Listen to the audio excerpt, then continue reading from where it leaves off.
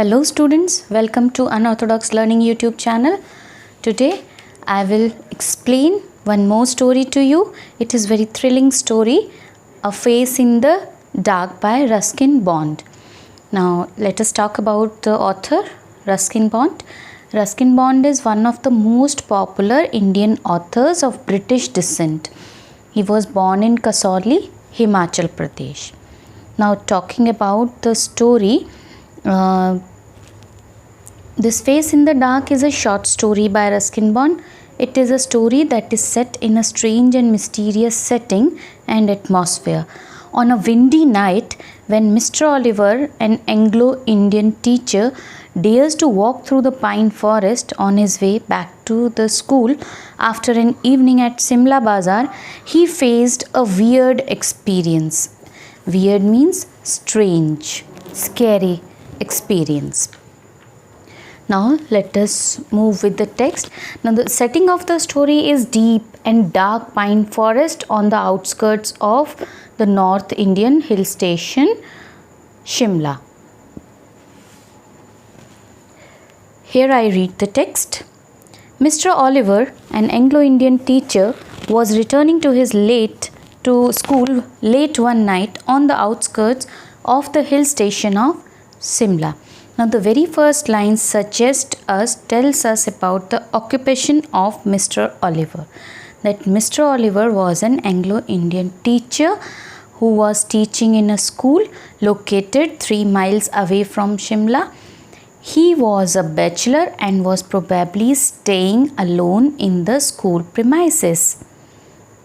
Now one day he used to walk down every evening to Simla Bazaar and return after dark by taking a shortcut through pine forest. So this is what he was doing at that night also. From before Kipling's time, the school had been run on English public school lines, and the boys, most of them from wealthy Indian families. Now this school here from before Kipling's time. Kipling is the name of another author, Rudyard Kipling.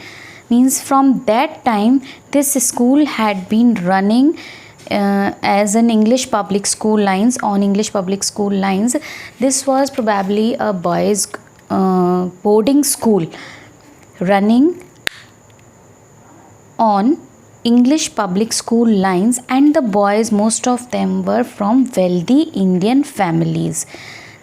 This was a very reputable and expensive school, and the boys belonged to wealthy Indian families. They used to wear blazers, caps and ties.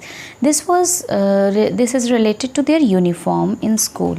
They used to wear blazers, caps and ties. Life magazine, in a feature on India, had once called it the Eton of the East. Now Eton is a very reputed and expensive college in Berkshire, UK. So this school has been called as Eton of the East by one magazine, Life.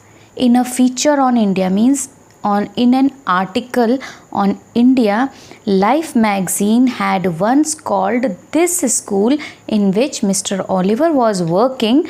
This Life magazine had called this school as the Eton of the East. Eton is very famous, reputable, expensive college of British time in UK. The Simla Bazaar, with its cinemas and restaurants, was about 3 miles from the school, and Mr. Oliver, a bachelor, usually strolled into the town in the evening, returning after dark, when he would take a shortcut through the pine forest. Now the Simla Bazaar, there was Simla Bazaar 3 miles away from Mr. Oliver's school. Mr. Oliver, till now we have come to know Mr. Oliver is a bachelor. He used to stay in the school premises. He used to be an Anglo-Indian teacher, and he is going back to his school after going to Simla Bazaar. He is coming back to his school premises. It is late night and he has taken a shortcut through pine forest. The Simla Bazaar, with its cinemas and restaurants, was about 3 miles from the school. Mr. Oliver, a bachelor, usually strolled. Strolled means walked down into the town in the evening, means it was Mr. Oliver's usual habit to stroll down, means walk down 3 miles away at the Simla Bazaar in the evening and return after dark, taking a shortcut through the pine forest. It was his usual habit. He usually used to do that. When there was a strong wind, the pine trees made sad, eerie sounds that kept most people to the main road. Eerie sound means weird, strange, mysterious sound. When there was strong wind, these pine trees in the pine forest used to make sad, weird sound. And because of that strange, mysterious behavior, people mostly choose the main road in place of taking the road through the pine forest. In place of taking that shortcut through the pine forest, people usually go to the main road. Now this shows that he never felt fear while walking through the pine forest at night, even when the weather was windy and the pine tree made sad and eerie sound. But Mr. Oliver was not a nervous or imaginative man. Not a nervous means he was bold, or imaginative means or untrue man. He did not believe in ghosts. He was courageous. He did not believe in imaginary things or imaginary stories. That is why he never felt any fear. And he was bold and did not believe in untrue things or imaginative things. So this is another characteristic of Mr. Oliver. He carried a torch and its gleam. He carried a torch while he was walking back to his school. He was carrying a torch with its weak light. Gleam means weak light. The batteries were running down, moved fitfully down the narrow forest path. Fitfully means for a short period. The batteries were running down, moved fitfully means that torch was blinking. That was the battery was for a very short period. It was running down and the torch was blinking when its flickering light fell on the figure of boy. Mr. Oliver was walking through the narrow path through the pine forest. He had a torch in his hand and the battery of the torch was running out. It was about to get over, and that is why the torch was flickering with its weak light. Flickering means blinking with its weak light, and that weak light fell in the figure on the figure of a boy. Now he was not sure at this time. Mr. Oliver was not sure that whether it is a boy or it is just a figure of a boy. So he is stating that the light fell on the figure of a boy who was sitting alone on a rock. What was the boy doing? He was sitting alone on a rock. Mr. Oliver stopped. Boys were not supposed to be out after dark.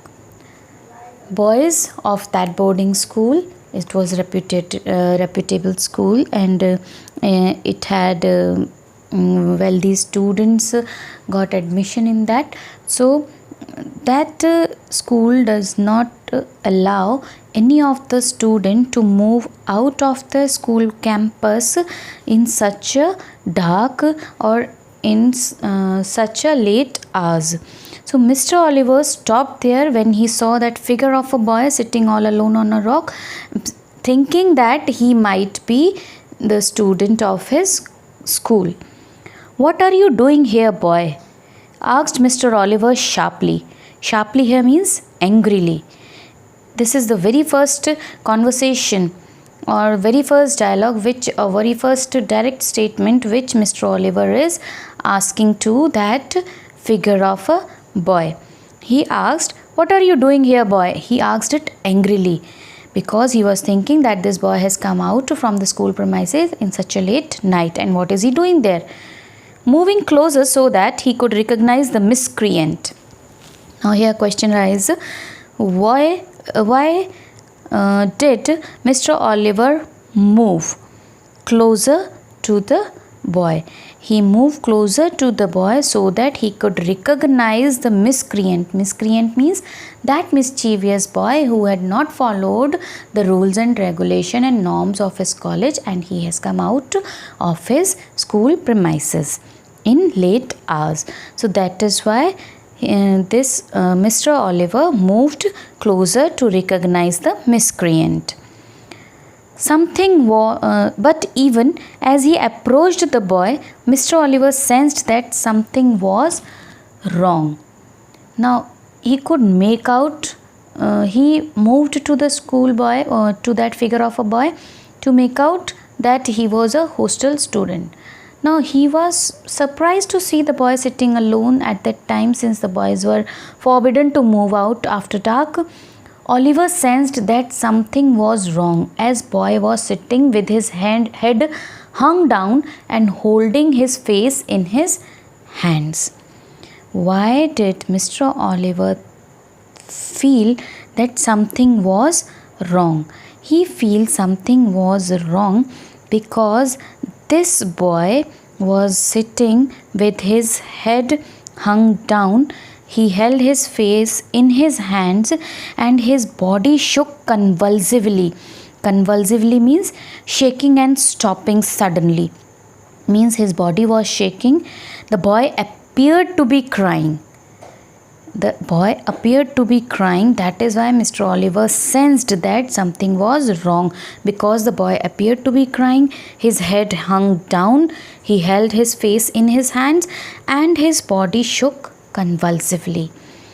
It was strange, soundless weeping, and Mr. Oliver felt distinctly uneasy. Distinctly means clearly. Now, here, what made Mr. Oliver uneasy? That the boy's weeping was soundless. It was strange, soundless weeping which made Mr. Oliver uneasy. Well, what is the matter? He asked, his anger giving way to concern. In the very first question, he was angry. He asked angrily, "What are you doing out here, boy?"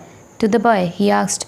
But when he saw that boy was crying and he was having his head in his hands held down, so that anger gave way to concern. Means he was concerned about that child, about that boy, and out of that concern he asked, as a teacher having concern for children, Oliver asked the boy why he was there at night and why he was crying. The boy would not answer or look up. The boy did not answer and he did not look up. His body continued to be racked. Racked means his body was continuously shaking with silent sobbing, with silent cry. "Come on, boy, you shouldn't be out here at this hour." Now again Mr. Oliver tells the boy that you should not be out at this hour, means at this time you should be in the school premises, you should not be out. "Tell me the trouble, look up." The boy looked up. He took his hands from his face and looked up at his teacher. The light from Mr. Oliver's torch fell on the boy's face, if you could call it a face. What happened? The boy did not answer. Oliver asked him again, and the boy looked up. As the light from Oliver's torch fell on the boy's face, he was horrified to see that boy's face, because it had no eyes, ears, nose or mouth. Means that boy's face was featureless, without eyes, ears, nose or mouth. But for Mr. Oliver, it did not end here. Now, where should the story have ended? Here, this story did not end for Mr. Oliver. Mr. Oliver's torch light fell on the boy's face. Mr. Oliver was shocked to see that featureless face of that boy, and Oliver, who had never believed in anything like a ghost or supernatural power, seemed to be in the grip of an unknown fear, and he ran for safety. What happened? What was Mr. Oliver's reaction after encountering that child, or after looking at that child's face, boy's face? What was Mr. Oliver's reaction? The torch fell from his trembling hand. He turned and scrambled down the path, running blindly through the trees and calling for help.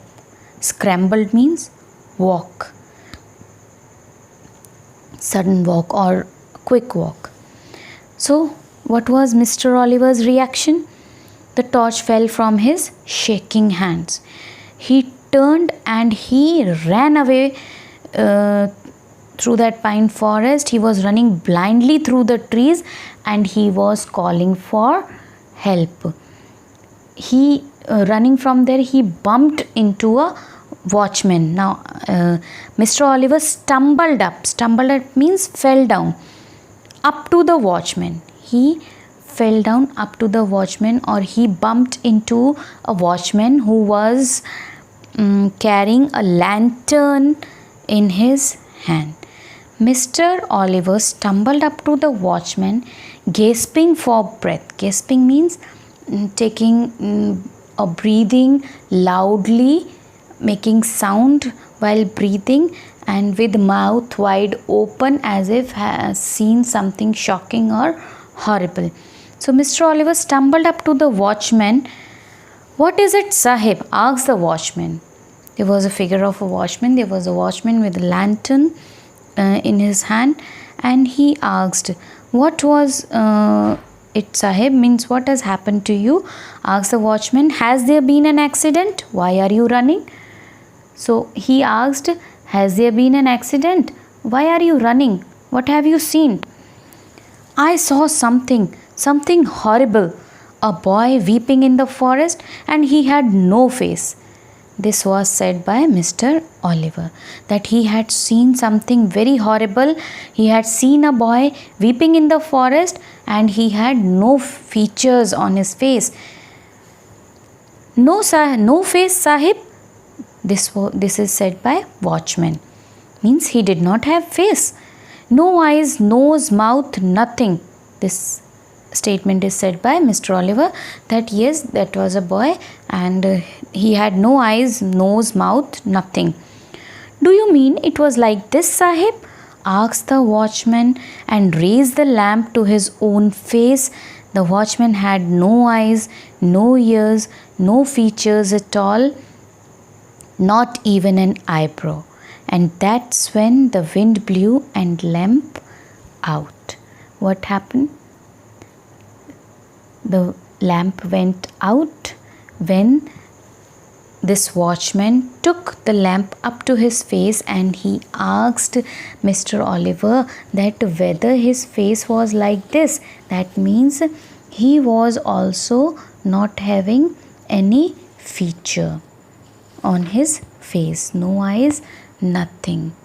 So the batteries of Oliver's torch were down, the lamp blew out, and here ends the story. The climax is reached when the wind blew out the lamp, leaving the readers with ambiguity, means uncertainty.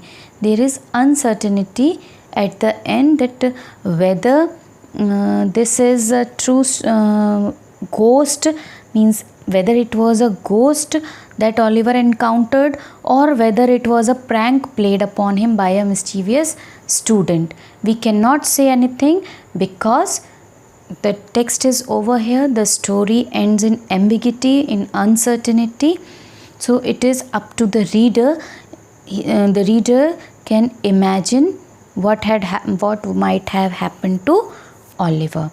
The prominent theme in the story is the supernatural elements, means use of supernatural things making sad and eerie sound, dark and gloomy, and that featureless boy. So these all supernatural elements are creating that supernatural theme in the story.